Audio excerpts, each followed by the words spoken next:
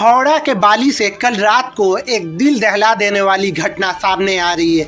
जी हाँ, मैं बतला दूं कि एक कॉन्क्रीट वैन और एक टैक्सी का हुआ एक्सीडेंट। इस एक्सीडेंट में 2 लोग अपनी जान मौका वारदात पर ही गंवा दिए और 4 लोग बुरी तरह से घायल हुए हैं। इसकी खबर पाते ही मौका वारदात पर पुलिस, सिविल डिफेंस और वॉलंटियर पहुंचते हैं और जो घायल लोग थे उनको ट्रीटमेंट के लिए जयसवाल हॉस्पिटल भेज दी जाती है। एक्सीडेंट में टैक्सी इस कदर कुचल गई कि अंदर फंसे लोगों को निकालने के लिए पुलिस को गेट कटर का इस्तेमाल करना पड़ा। आइए सुनते हैं इस पूरी घटना पे वहाँ के एमएलए डॉक्टर राणा चटर्जी का क्या कहना है। और आप देख रहे हैं CBB न्यूज।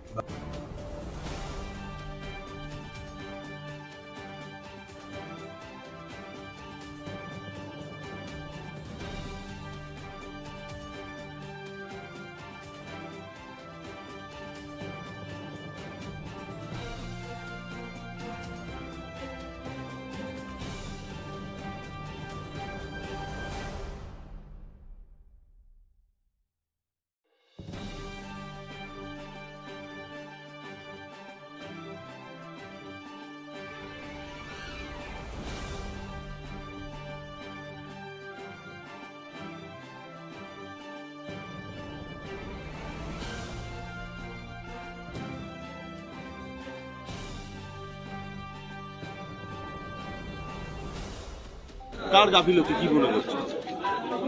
না না, সে গাফিলতি ভাবছি না। এখন হচ্ছে যারা আছে এখানে রেস্কিউ করা সম্ভব কিনা বা বডিগুলো আইডেন্টিফাই করা হচ্ছে, দেখছো তো কীভাবে হয়ে গেছে। সুতরাং এটা অ্যাক্সিডেন্ট কীভাবে কী হলো সেগুলো সব খতিয়ে দেখা হবে। আগে অন্তত এমার্জেন্সি ক্রাইসিসটা অন্তত আগে ম্যানেজ করতে দাও। দেখছো তো ফায়ার ব্রিগেড থেকে, পুলিশ থেকে সবাই মিলে করছে। সুতরাং আগে এটা ম্যানেজ করছে। কি শুনেছে কজনের মৃত্যু হয়েছে?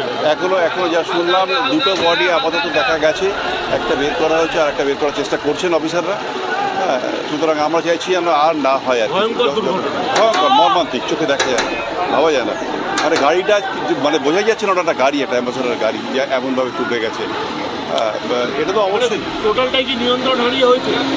তাই তো শুনছি। আমি তো পুলিশ অফিসারের সঙ্গে যা কথা বললাম বা